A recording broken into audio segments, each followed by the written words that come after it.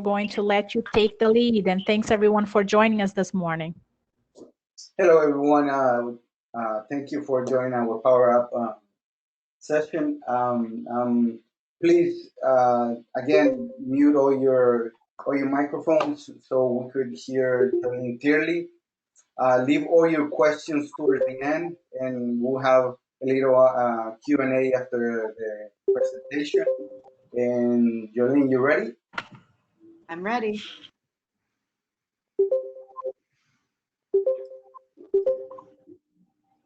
Good morning.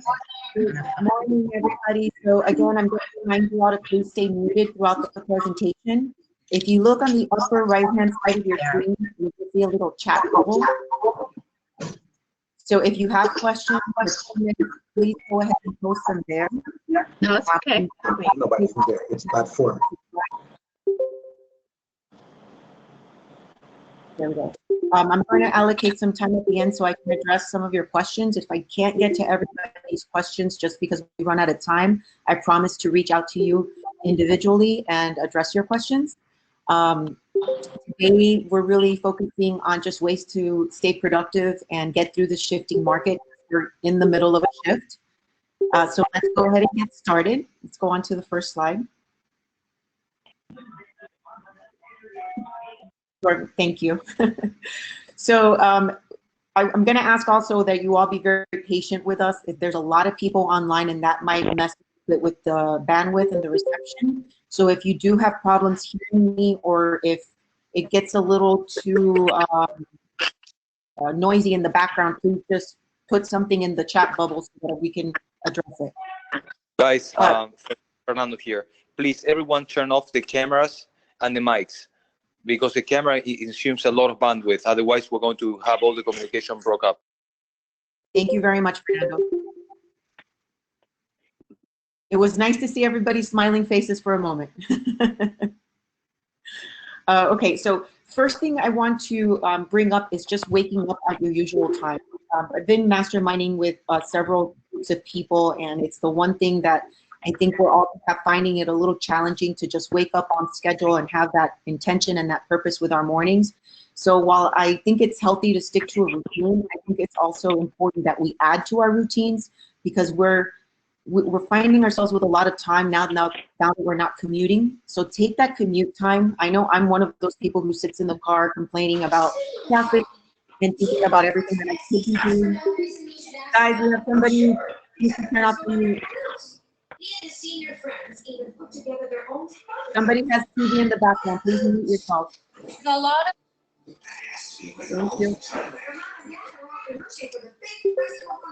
All right, well, we're just going to keep going. So wake up at your normal time, get moving, get the kids ready for school, get dressed as if you were going into the office, or if you were going to go meet with a client. It's important to get out of your pajamas and out of your sweatpants.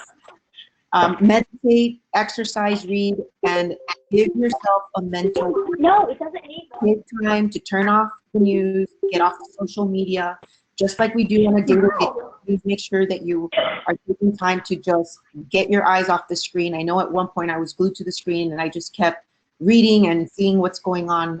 It's not healthy, it's not productive, so just give yourself a little break that you need. Also, plan your day. This is one of the biggest challenges in our industry is time blocking. Guess what? This is the time to brush up on your time blocking skills, guys. Make sure that you're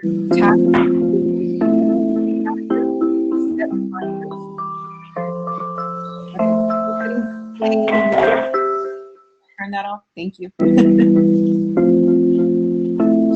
So plan your days, try to be specific, and make sure that that reminder that goes off on your calendar is what's keeping you accountable. Jordan, could you do the next slide?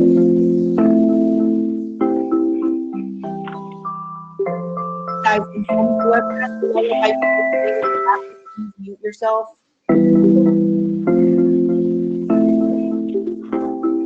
All right, I'm gonna do my best to talk over the music, guys. I apologize.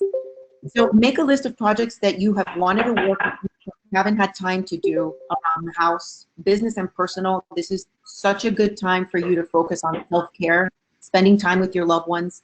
You can create video chats for your families.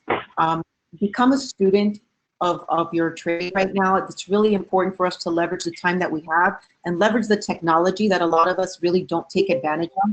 Our boards actually have a ton of online content that is available to you for free. You can use to take a matrix class, take an RPR class.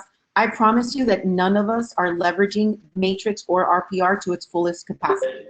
So I'm going to share those links with you towards the end, and you will all get a copy of the slides. So don't worry about taking screenshots for my screenshot pros out there. We're going to share all of these with you.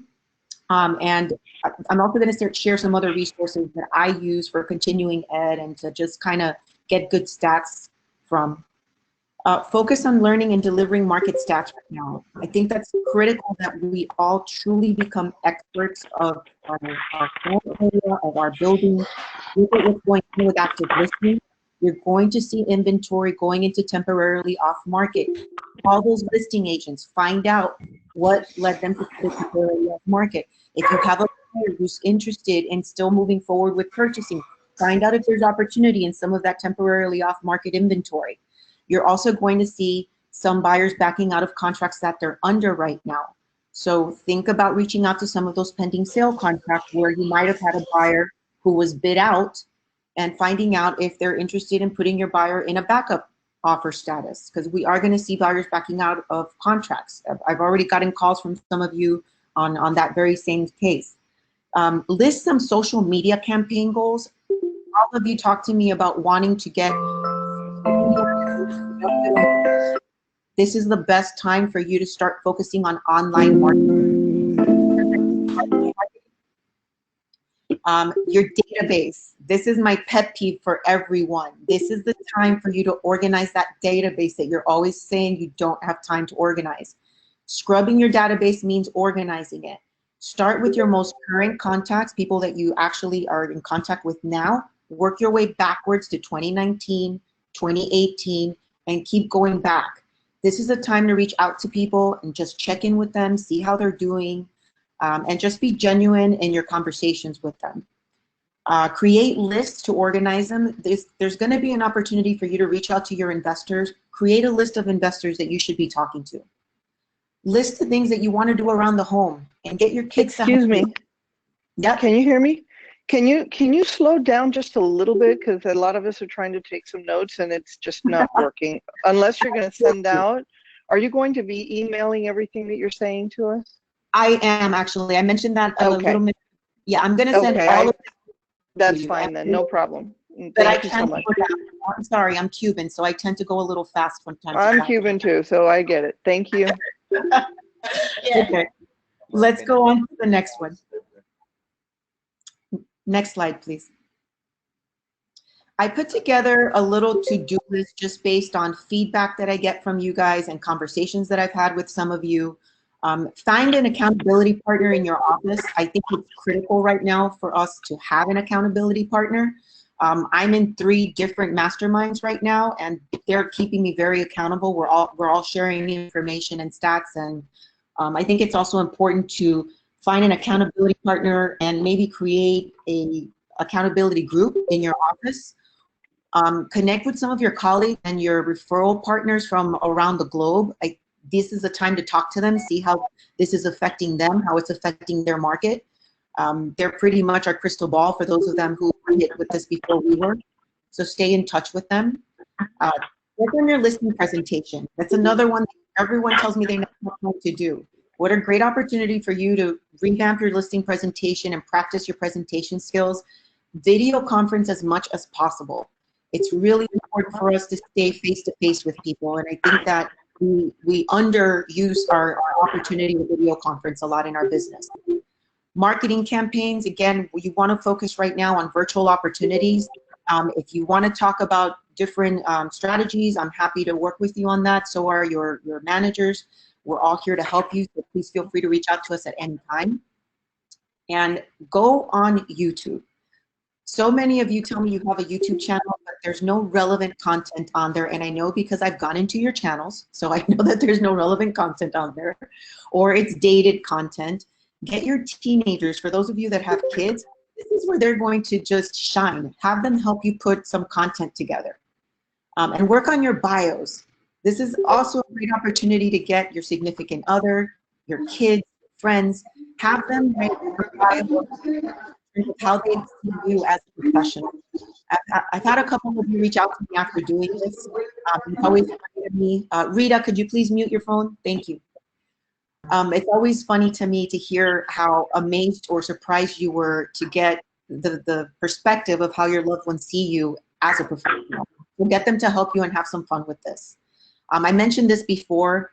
Be on the lookout for those pending sales that are going to fall through. And again, have those conversations with the buyers who may have had an offer on a property that didn't go through because they were outbid. It's a great opportunity for you to reach out to those listing agents and offer them to be considered as a backup.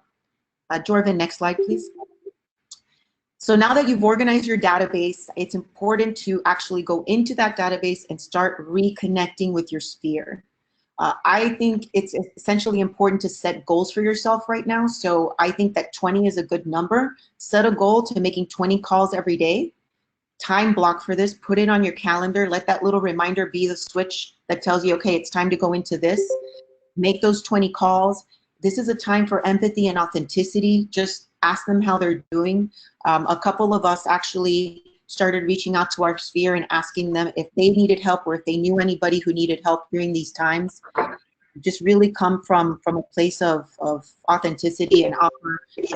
We're so well connected. I think it's a great time to utilize our connections to help each other and elevate each other during this time, which leads me into calling your lenders. Call your lenders and find out what they're hearing and how it's affecting their applications on their end. I'm going to get into statistics in a minute, but have your lenders help you host an online workshop for your buyers, for your sellers. I would absolutely separate the two. Don't try to do one online workshop for both. Keep them small because, as you can see, this is the perfect example. When you have almost 200 people online, it can get a little messy and noisy. So I would probably limit the groups to maybe 5 or 6 and do several online workshops with your preferred lender so that you can educate your clients on what to expect throughout this shift. Jorvin, next slide, please. So now I'm going to get into statistics. There's a website that I like to borrow statistics from. They have a ton of free information on there that you can download. It's called Keeping Current Matters. Again, I'm going to share all of this with you, the links, the stats, everything. 5 reasons why this is not like 2006, because I know that my family members, my friends, everybody's been calling me saying, oh, this is like 2006. It's not, guys. We are definitely going into a recession. There's no doubt about that. The difference is that in 2006, the recession was enforced upon us because of economic influences. Right now, this is being forced upon us because of an emergency, an unexpected emergency. So thereby, we have a better opportunity to bounce back from this at a much greater speed than we would a typical recession. Have this conversation with your clients. Jorvin, next slide, please. Again, this is just information that I get from Keeping Current Matters. Their data is pretty good. The mortgage credit supply decreased in February. So what does that mean? That means that it is harder to get a loan. It's harder to get approved for a loan. In 2006, it was almost impossible not to get a loan. So it's going to change, by the way. I know that in March, the amount of applications sent in for refinancing was up by over 44%. So that's going to influence the mortgage credit supply, but understand that those weren't purchases. Those were refinances, people trying to refinance and take advantage of the low interest rates. Jorvin, next slide, please. Second reason is prices aren't soaring out of control.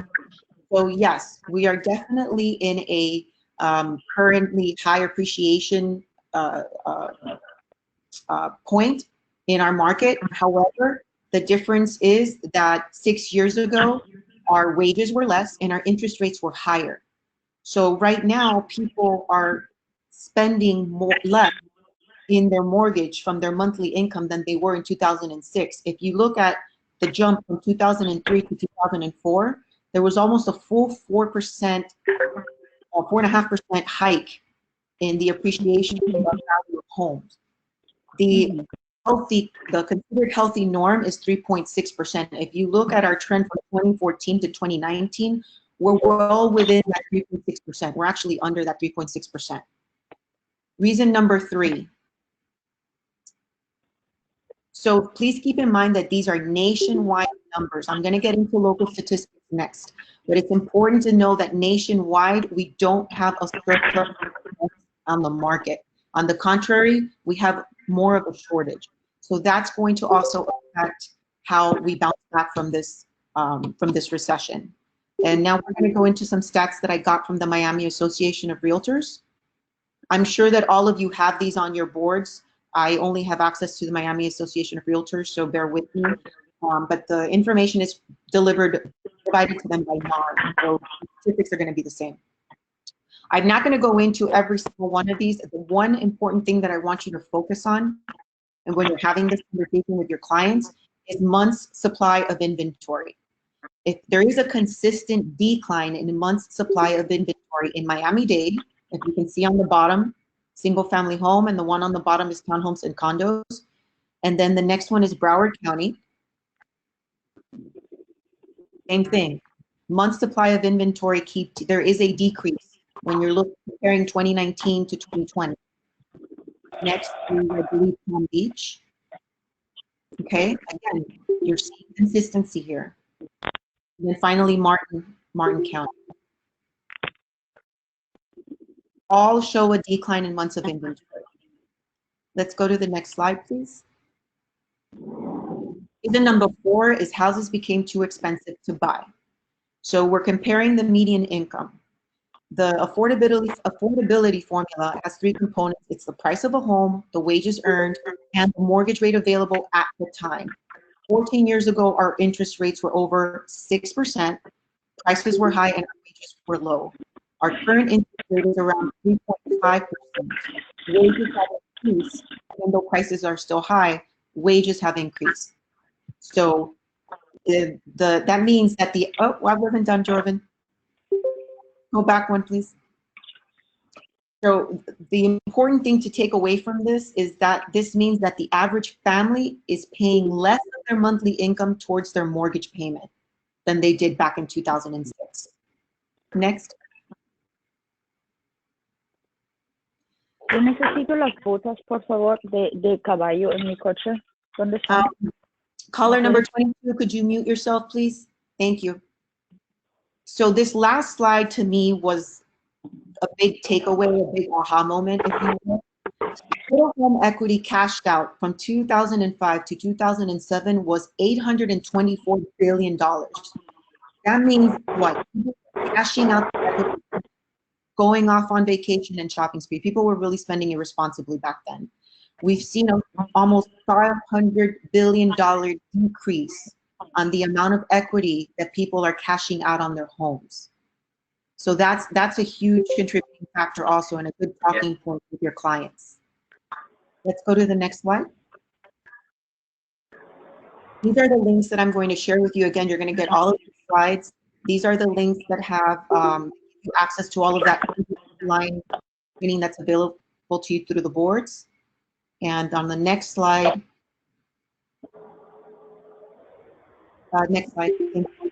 these are 2 other resources that I like using. Keeping Current Matters is the one where I just got all of the stats from. And then Real Estate Express, I've actually shared this link with several of you. I've got about 10 or 11 people signed up. And this gives you a 35% discount if you want to take your broker's course or some other continuing education.